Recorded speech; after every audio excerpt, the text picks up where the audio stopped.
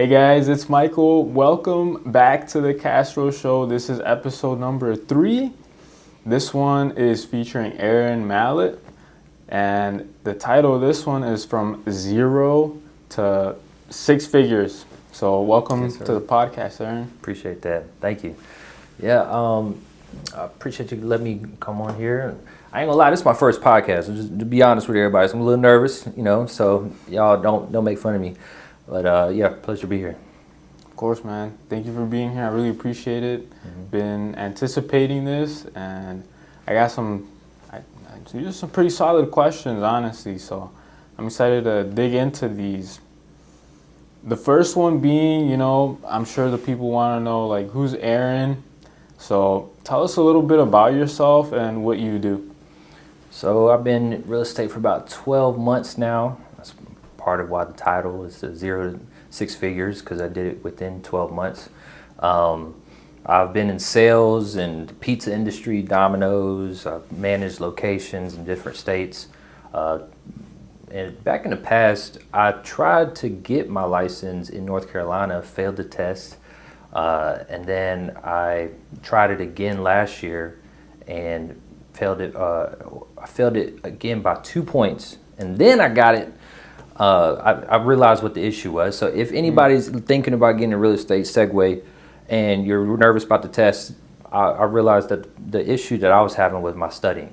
Right. Okay. I wasn't consistently, I was learning the chapter and then I would come right behind that and go to the next chapter. I wasn't taking the time to learn the material. And key thing that helped me out with that too was right before you take the test, they let you know percentages of what material is going to be. So I went back and reviewed the percentages that were higher, like 25% of this category, 10 of that. So after I finally got through all that, got my license, here in Illinois, and just hit the ground running ever since. Yeah. Cool, man. What was it? Hold on, I'm gonna cut it there. I want to make sure I'm recording. I feel like I'm not recording for some reason. Take one. All right, I am recording. I'll just cut it.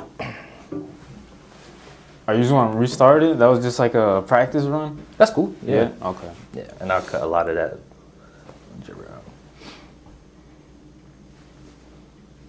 Hey guys, welcome back to the Castro Show. This is episode number 3 featuring Aaron Mallet. Yes, sir. The title of this one is From Zero to Six Figures. So let's jump right into it.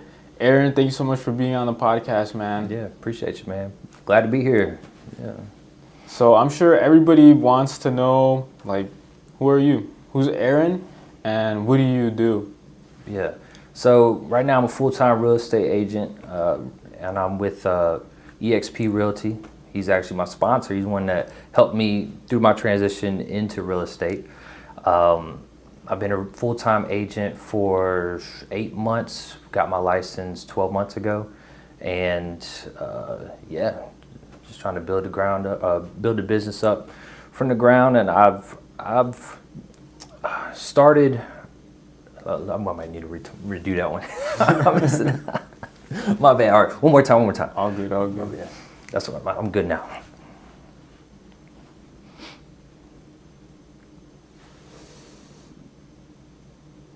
Hey guys, welcome back to the Castro Show. This is episode number 3 featuring Aaron Mallet. This one is From Zero to Six Figures. So Aaron, I'm sure everybody wants to know, who's Aaron and what do you do? Yeah, appreciate that. Glad to be here, first off. And I've been a realtor for about a year. Michael actually approached me. I saw his first episode, and he said, who else wants to jump on there? And I said, well, I wouldn't mind, because I've been a realtor for a year, and based on the title, I was able to hit 6 figures in my first year.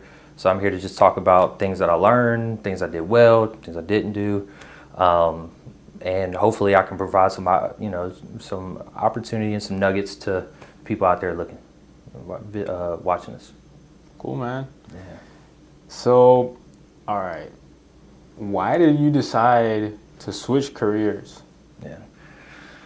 Well, I battled with it. I always had this eagerness to build something on my own. I got a taste of that back in sales. When I was when you're commission only, and it was exciting. I loved those bell parties and stuff like that. But then I also was comfortable with having that check come in every month, every 2 weeks. And I knew being in sales, I felt like the pinnacle of sales was real estate in some shape or form. So I tried to get my test back, or get my license back in the past in North Carolina. Failed just a little bit, but still tried it again, revamped my strategy, studied harder, got my license here. Then now, once I got that first commission check and I helped that first buyer get that house that they wanted, which was a dogfight. We got it, and that once that hit the account, it was a wrap. I knew exactly what I was supposed to be doing, and it felt good. And yeah, that's it. Cool, man. That's awesome. Yeah, I can relate to you like with the whole sales side. So I believe I mentioned this in the first podcast. So my mom was in sales, so I just picked up on like going to like the different meetings and stuff like that. And I never actually had a I never actually had a sales job myself. And I got into real estate. I had a part-time job actually for like 3 months doing sales. Yeah, so that was interesting to see how they ran their sales. It was different, but what I like about real estate is you can go out, find your own leads. The job that I was working at, it was like it's only the people walking in that I could convert. So I did the same thing. I was in like Sam's Club, Costco, Walmart. So those guys that you're walking in and you're with your shopping cart and you're about to go get your groceries, and I say, "Hey, how you guys doing? Did you hear what we're doing for the members?" And good God, I just spewed it like I just did it yesterday. But I did. I learned some techniques from there. But real estate's a lot more personable. So we're sitting down at kitchen counters sometimes going over finances with people, or just talking about like, hey, here's what the budget is, or here's what the plan is to sell your home. Or sometimes they even, it can get real personal, with their situation, good, bad, divorces, promotions. So that part it took the sales out of me. Honestly, one of my things I preach is I don't think I'm in the sales industry anymore. I'm not really selling. We are marketing properties on listings, but more so we're coaches. I'm consulting them on how to handle the transaction, whether I'm helping a buyer, investor, seller. They're looking to me for advice. So I'm more of a consultant. I'm not selling. When we walk into a house for a show, and I'm not selling anybody anything. I'm showing them, hey, this is what it looks like here. Let's watch out for this. That looks good. What you think? Cool. All right. No. All right. Let's go to the next one. Right? Yeah. That's what I like too. It's not a sales job, which I learned slowly over time. So I like to look at myself as an advisor in real estate, which is why I actually like real estate. I wouldn't have any other sales job, honestly. I mean, I know I had one for a little bit, but I like real estate because it's you're advising people. 100%. So I've heard you say that you've gotten your leads from Zillow because everybody knows Zillow, right? Yeah. And you went on Zillow when you bought your home, right? Yep. Would you use a different leads provider? Like, would you use something like Realtor.com? Yeah, I've had some people approach me, and so background on it.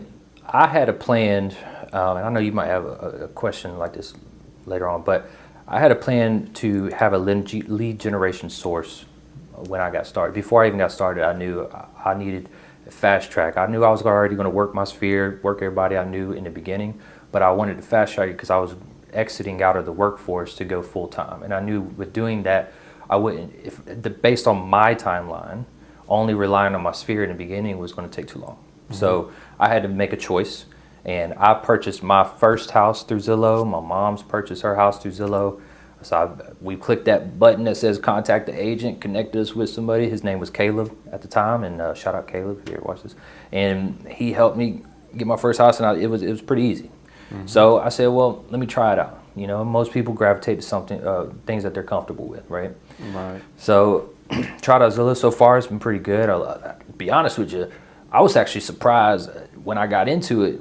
even during like my association classes and stuff like that, people were like, stay away, don't those leads, don't do it, right? Yeah. And I'm like, man, I just closed like 3 deals off this. Like my ROI on is insane right now, right?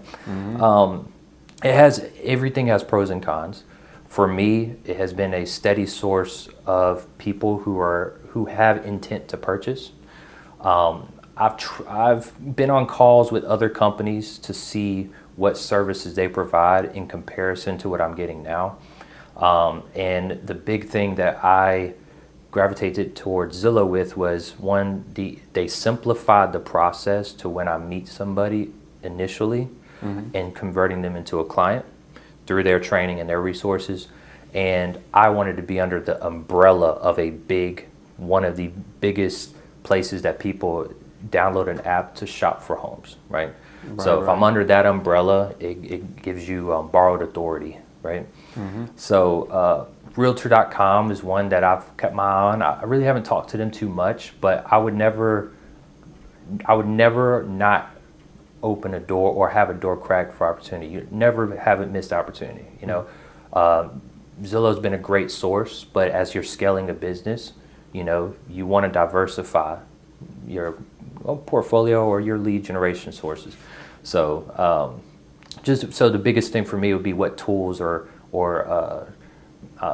things that differ that they have versus another company doesn't, and does it make it more sense for me? Gotcha. Okay. Like, because you have a lead generation source, which is your team, right? Right. It's a whole nother different avenue. And, you know, how is that transitioning from, because you were a solo agent for a while, and then you were deciding, because I went down, EXP has where when you first sign up, you can do a mentorship program or a team. I wanted to be in the mentor program because I'm more of a lone wolf kind of guy. So I wanted to go out there and just be on my own time and just do my own thing. You also started as a solo agent, and then you transitioned to a team. How has that been of a lead generation source for you in your business?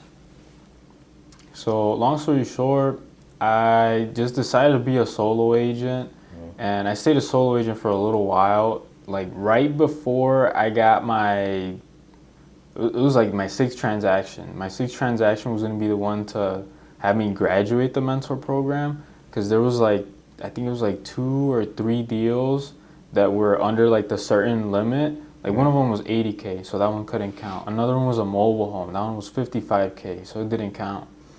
So right when I got to that last deal, I ended up finding a team, and that one was a national team.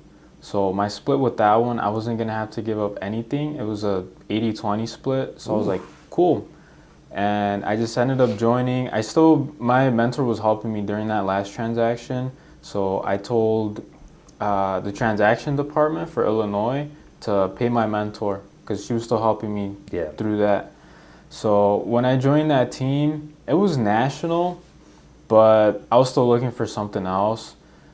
I want to be an investor myself and learn like the different avenues there are to invest. So I kept seeing this team, the team that I'm on now. It's called the Axon Group, and they deal with mostly investors. And I thought it was really cool that they give listings. So I wanted to be a listing agent, and I've been getting a lot of practice through my team, having those listings. Like I get to, you know, like do the property updates. I do the BPOs, like giving a market value of what it should be priced at, and then communicating to the seller like, hey, this is why this listing isn't selling. This is what we should do, and like this is the proof, like of the market, like what's going on with the market. So it's really cool having those different lead sources. There's so many lead sources in real estate. It's freaking crazy. Like I'm trying to find what I like the most, because I have a bunch of different lead sources. Yeah, EXP provides a bunch of tools, some free, some paid for. But for you though, that you have something steady flowing. So what that did is that made you better faster, right? Through experience. Yeah. And that's kind of what Zillow did for me, because I didn't jump on a team. I tried that route, and I'm doing it right now as a solo agent, right? So, but I would never turn down a phone call or a conversation with somebody to see what opportunity, if that lines up with what my goals are. Oh yeah, 100%. Okay, so it's been 1 year that you've been in real estate, right? What's been your proudest moment as a realtor? I would say putting my mom full time. As originally, I had her part time as a TC, transaction coordinator, and then I turned her into that plus admin. And being able to say, "Hey, Mom, you don't have to work at that job no more if you don't want to," and she was able to reduce her hours to where she works like part time at her current job, but she's full time working with my brand, Mallet Industries, my brand. She's full time working with my company now.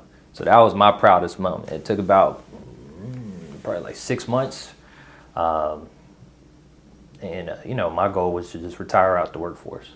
You know, to where you don't have to work hard no more. You just have to help me build. Yeah. Right. So yeah, that'd be my proudest moment. Man, that's awesome. Just 6 months, huh? Yeah. That's all it took? Yeah, 6 months is when it was like, hey, you're good. Yeah, no, that's definitely something to be super proud about. Like, that's real wealth right there. Yeah, and it was, we have systems in place that are supporting that, you know, so, you know, even through when things slow down, we're still, okay, we're taking advantage of those times to improve aspects of the business. We're not perfect. I'm within my first year. There's so many things that I can be better at, right? But it's way better with two heads versus one.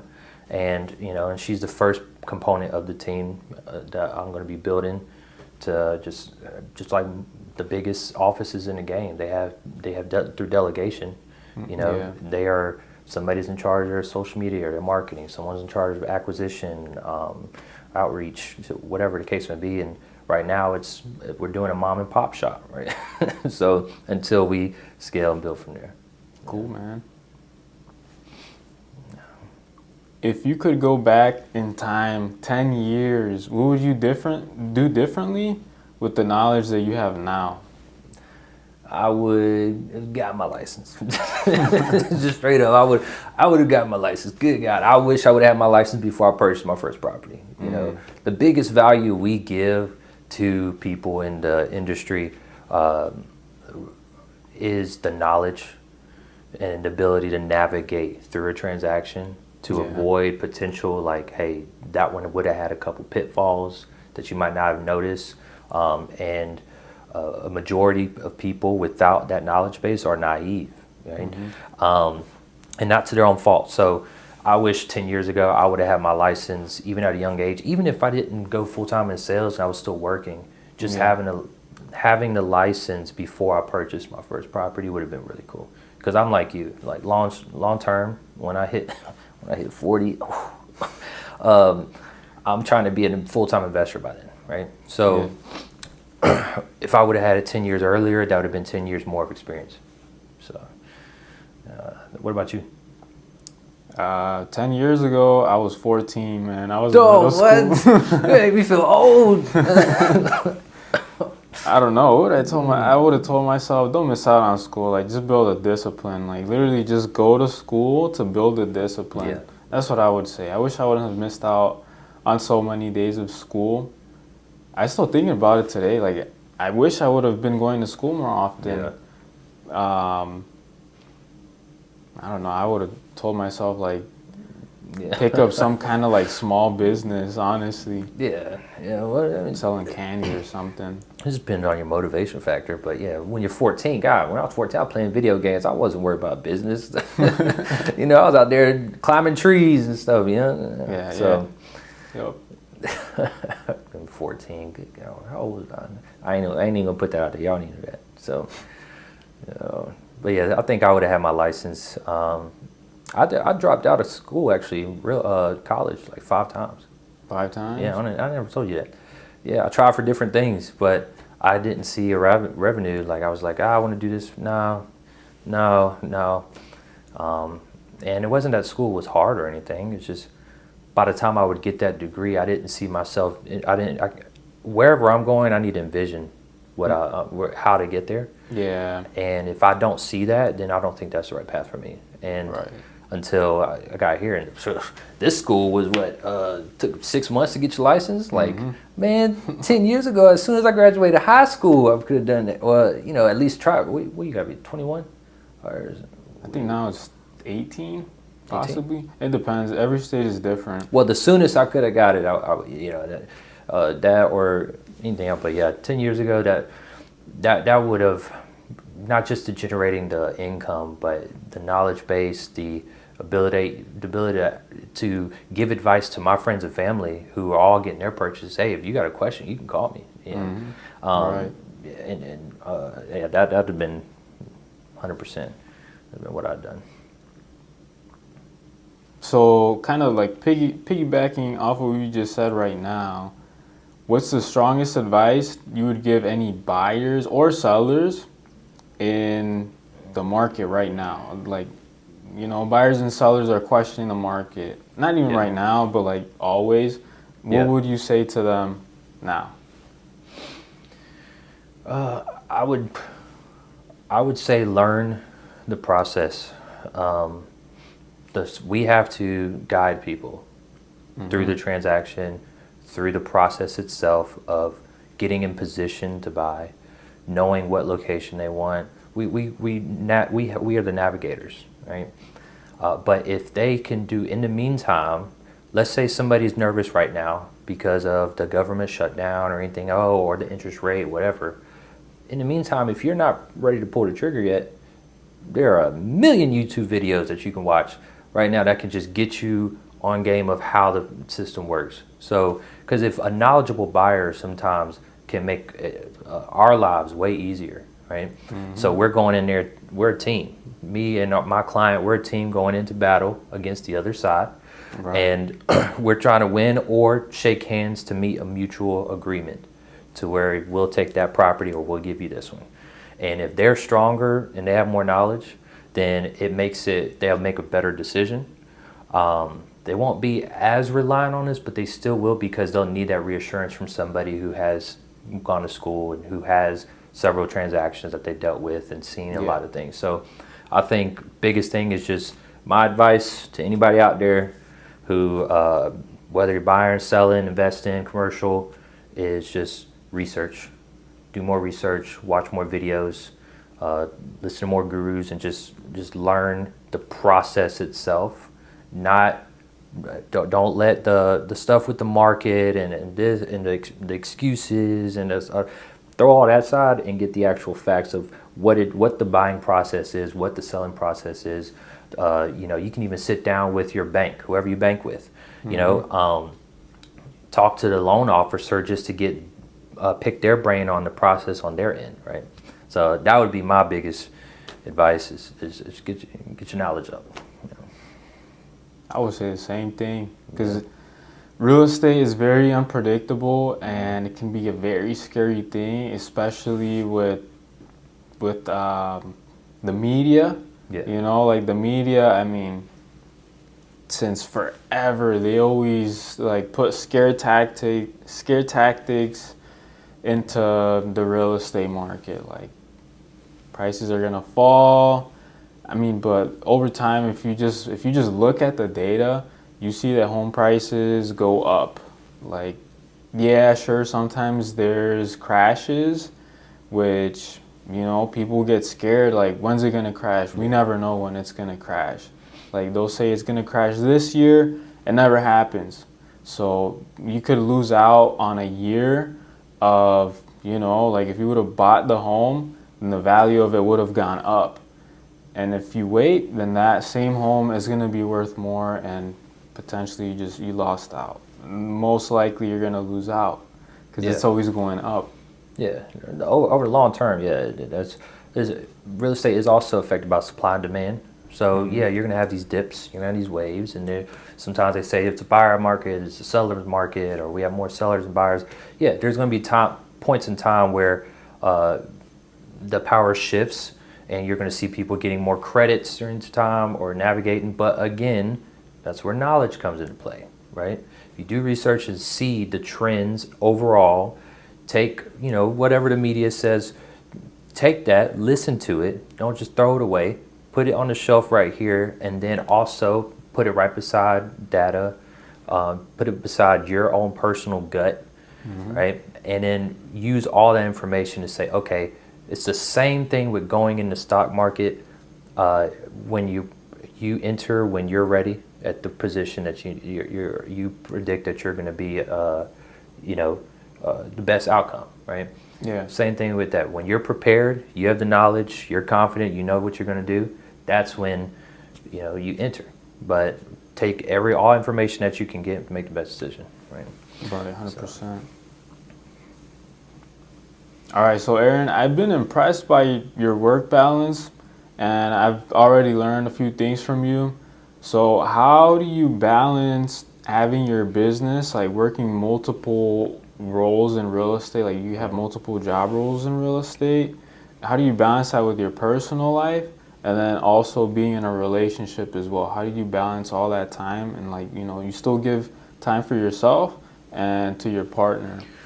Yeah, so my personal schedule is Sundays is like I'm like on Chick-fil-A schedule. Sunday, don't call me.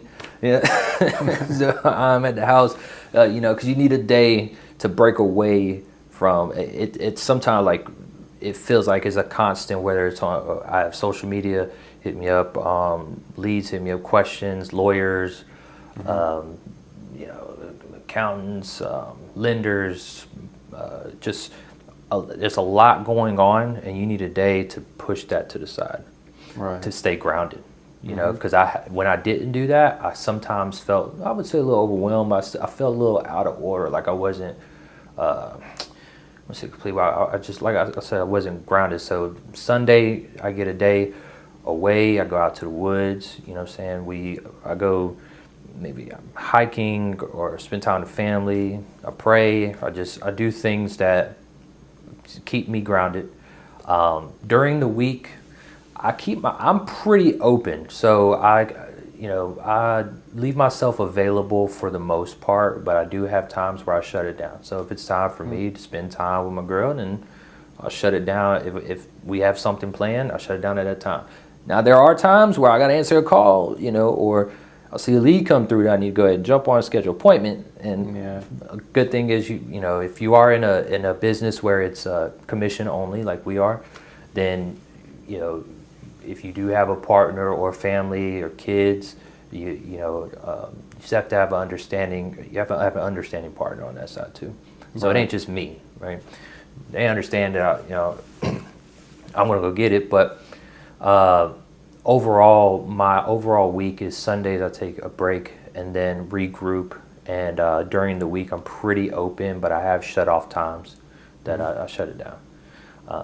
That's about it. I mean, I've been working 60, 70-hour work weeks for God knows how long before I even got into real estate. So, and our job is not very strenuous. I'm showing the person the house and giving them a high five and battling it out with whoever, with another agent, or going into the lion's den with lawyers, right? So during that time, that's just more mental than it is physical toll on us. But and I've been working physical jobs sometimes and mental, so this one is kind of not as like my work week is open, and because I'm already conditioned for that. Now, if you're conditioned to working 40 hours a week, in an office, or 40 hours a week not dealing with people, then you go and deal with people. There's another aspect on it that will affect you, and it's called energy. So if you're constantly around a lot of people, that can also be strenuous on you. Me, I'm a very high energy person, so I can feel everything when I'm in the room. So I can, when I'm talking to somebody, I can feel that. So when I'm constantly surrounded by people, and I talk to 10, 20 people in a day, that can drain you, just as if you were working a high intense, like labor intensive job. Right. And it just depends on the person. So I'm used to a 50, 60-hour work week. That's about what I do. I don't count the hours because I'm always kind of like available, unless I block out times. And time blocking is something that I do, but I could get a little bit better at. I could get more consistent with, hey, every Tuesday from 4 to 8, I'm going to do this for my business, but I'm going to block out Wednesday, Thursday night because I'm going to spend time with my family, right? Right. Sometimes if you let the business run you too much, it will overwhelm you, or it will start to break away from your other responsibilities as a person. But time blocking would be another tool or strategy I would use to have that balance that I use now, but I could be better at it. Yeah. But right now I have a pretty good balance. Okay.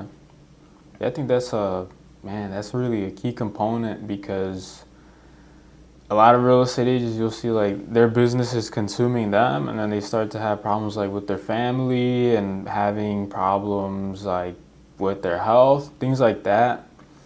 So just really getting a good routine going. Yeah, 100%. And Being putting disciplined.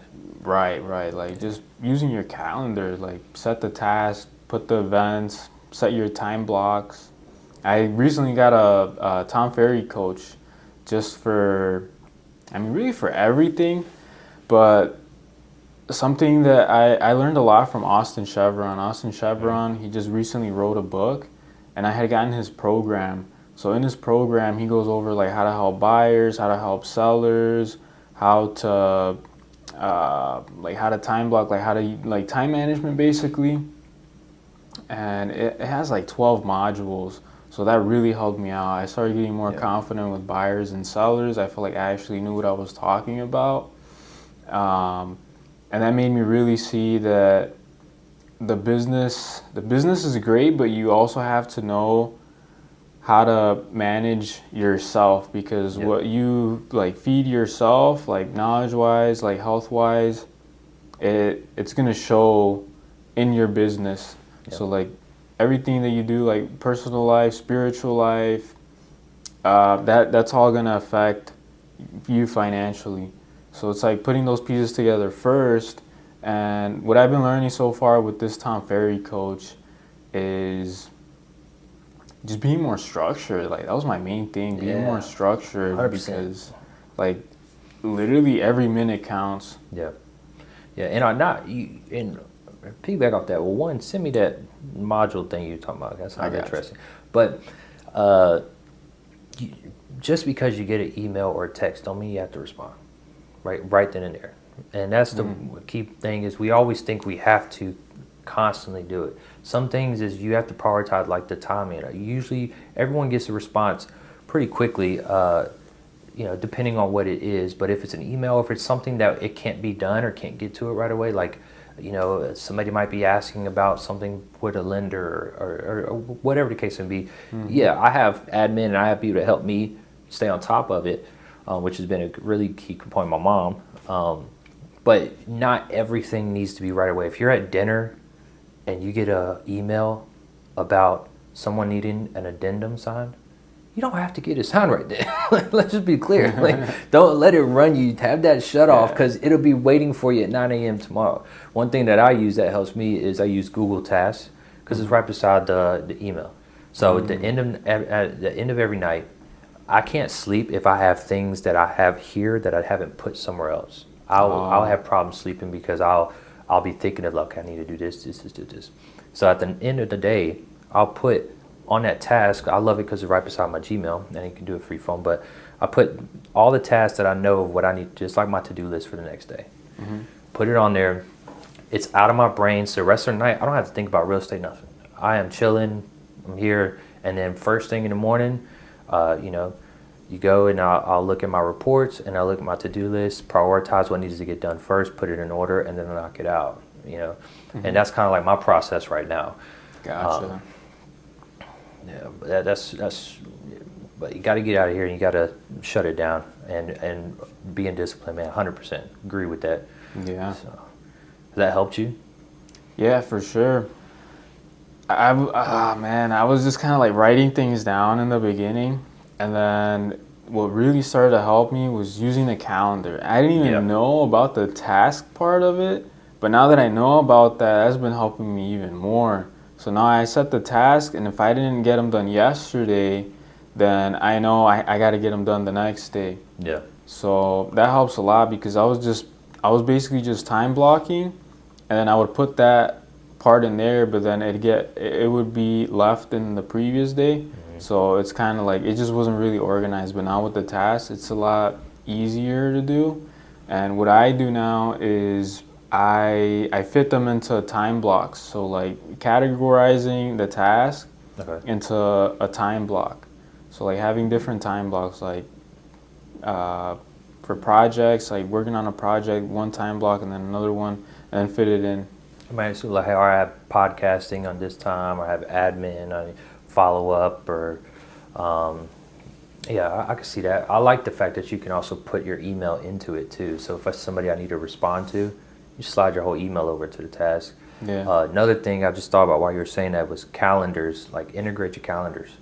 So like showing time, your Apple, your Google, make sure to get all of them integrated. So because you're going to have things popping up, personal, a showing request for a listing, an inspection, your own personal showing request, somebody that you need to follow up on, because that'll help not overlay, or double book your appointments. So I know you're pretty organized, but just anybody who's starting out, just it took me a while to figure that part out. So yeah, that's a key piece. Like if you can figure that part out in the beginning, oh my gosh, dude, it's gonna help you out like a lot. Like just skip all the hassle and all the headaches. Yeah, 100%. All right, so finishing off with this last question. This is what everybody's waiting for.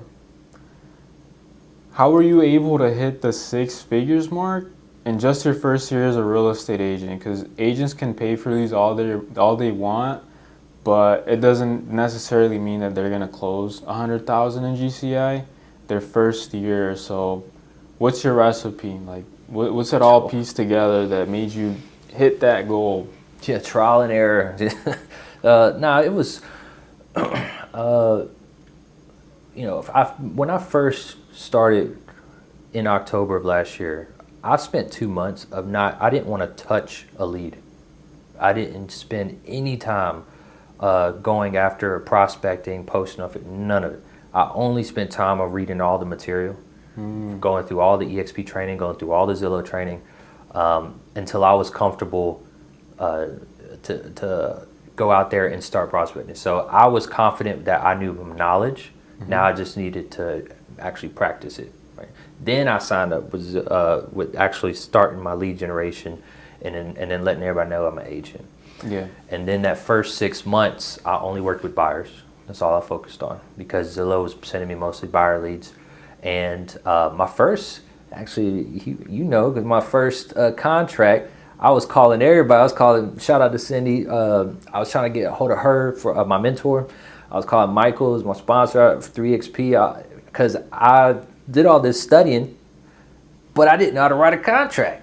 So, and so I get somebody who one thing is you'll find a buyers looking in one area, and we end up closing an hour in the other direction because we found their home, right? Sometimes it happens.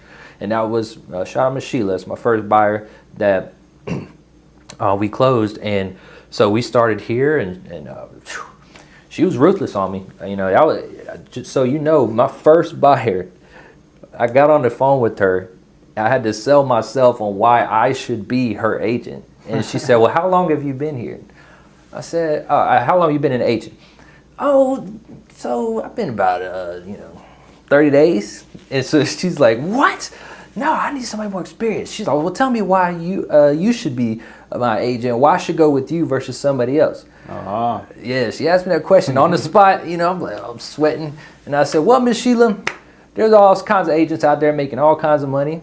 I haven't even gotten a taste of it yet. So I'm already going to give you more and work my butt off, because I don't even know what it's like to get a commission check yet. So you're going based off of me being fresh, right?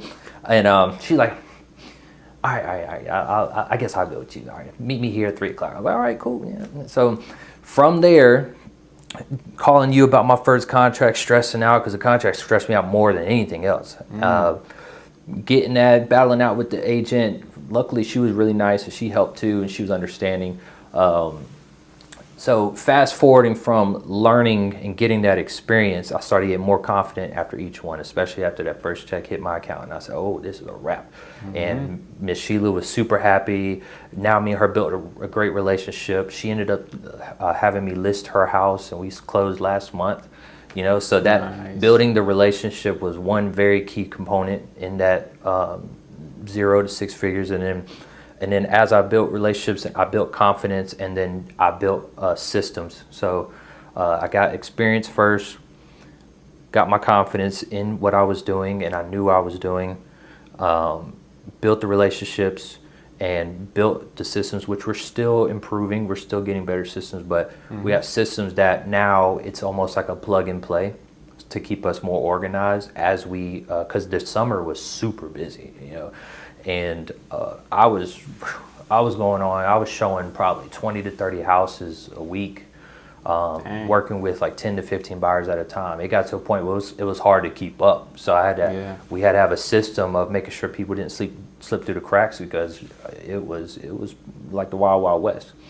So my first 6 months with the buyers, getting the systems in line, and then after that, I got prepared to start marketing to sellers, and got my first selling listing through. It was actually on accident. I ain't even gonna sit here like I was. A buyer found a house on Facebook, and it was listed by a investors who flip homes. Okay. And JV Homes, shout out to them. They've been a blessing in my business. And we were talking, and the buyer didn't end up going with that house, but they said, you know what, we've been looking for an agent because we're an hour away, and most of the houses we're selling are in I'm in LaSalle County. So they're out there with me. So I said, okay. So I sat down, interviewed with them, and I gave them a discount as far as a commission, a percentage, because they were going to give me consistent ones, right? Okay. And so they sat down, they let me list with them, and then I learned stuff like, having the right signage, because some signs don't do well in the wind out here. So so I come up to listen, my sign's halfway down the street, so learning stuff like that is how you go. But I learned that too. Yeah, so quarter 3 was just learning how to sell a home, how to market it, and how to do listings, and then this so that added another component, which was on top, and that's how I got those big months, the August and September, which I got on the leaderboard, and was because I started representing both buyers and sellers, and then now we're turning to the point where I'm working with investors. So now I'm working with multiple people who are flipping homes, or that's the biggest thing out in LaSalle County is I'm working with. It's a lot of those people, JV company, working with them. And so the key overall, I just wanted to paint the picture of kind of what my year has been. Every quarter by quarter, I've been focusing on a new aspect of the business to build on. But while I front end focus on the sales aspect. So I wasn't just focusing on representing buyer, I was also focused on okay, what does my website look like? Yeah. What is how's my me and my mom have we use a Trello board, so a contract to close, and we move everybody through the pipeline, and we have a checklist for everybody, so we make sure nothing's getting missed. So we were building our processes while I was still getting better at navigating contracts, negotiations. And during the summer, most of the houses that we were putting in offers on had like 5 different offers at the same time, so we had to construct. Okay, 4 offers, all right, cool. And then we had to navigate through that. It wasn't, most of my houses weren't, hey, this house been sitting on market for 40 days, we'll give you whatever you want. No, that's not how it was. It was the wild, wild west during the summer. We navigated through it. I used my experience, and I took some L's, and I got some wins, and I used that to just to scale it up to where now we're starting to focus on more of marketing the business and the brand. And that's going to be going into 2026. So my first year is I got the, long story short, the first part of it was to get my foundation under control, get my confidence, find a lead generation source, which I recommend that to all agents. I don't care how much money that you have, or if you want to find a free one, start out with your sphere, but you need a lead generation source alongside your sphere when you're prepared for it, when you're ready, to bring in that clientele to you, to where you can get that experience, gain confidence, and then once you get that confidence, no matter where you walk in, what building, you're an agent, you know, and you will say that. Well, when you're beginning, you're a little more shy. There's missed opportunities in that. So that, then your systems, and then from there you can, you know, if you want to reuse some of your capital to reinvest in your business, marketing, start outsourcing TCs and stuff like that. That's where you get to that point. That's probably where we're going to be at next year. Right now, we're still just finishing up this year at Mallet Industries, and then we're going to start taking a huge push in marketing starting Q1. Okay, cool, man. Yeah. I'm excited to keep seeing your growth. I saw you get on the leaderboard, so that's super cool, man. Like, that's a big moment in your first year, 100%. And I mean, overall, like, just building your whole system, like, I see it as art, honestly. I see it as art, like, the whole business that you're building, like, putting all the pieces together. Yeah, 100%. Like, I'm not going to paint it as sunshine and roses all the time, right? No, there's some times where it sucks. You know? We have some sucky times, right? And there's some times where I have all my puzzle pieces and I'm like, ooh, this is looking good, and all of a sudden something in the life just wham! The big bully, he just pushes it off the table. Yeah, what are you supposed to do? Yeah, you start picking it up and just putting it back together, and yeah, but for overall, my first year, you know, that's my biggest thing, is just get your lead gen source, focus on building your systems. You know, always be humble, stay hungry. You know, I reach out to Michael all the time with asking for advice. I'm always following people to see what they're doing, copy and paste.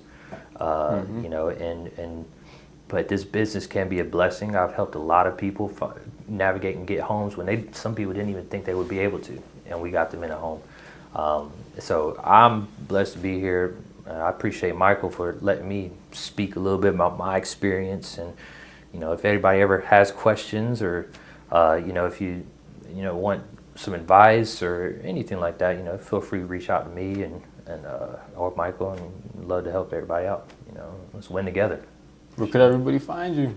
Yeah. Oh, so Mallet hold on. Yeah, this is my part. MalletIndustries.com. You know, my website. You can follow, you know, same on Facebook. I'm on Google. I'm on Instagram and all that. I just got some of my accounts set up, so you can look me up on any of the socials.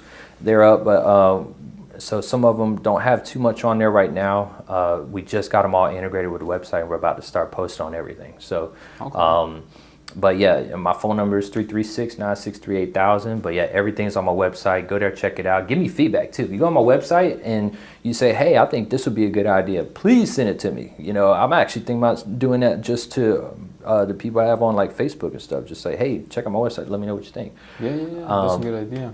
But that's yeah, that's where y'all can reach me at. You know, look forward to chatting with you. Cool, man. Thank you for being on the podcast. It was freaking awesome. I had been waiting for it, so I'm glad finally came to fruition. Yeah. Appreciate you like always, Mike. Yes, sir. Yeah. Let's keep winning. Make it a great 2026. Let's go. Have a good one, guys. You too.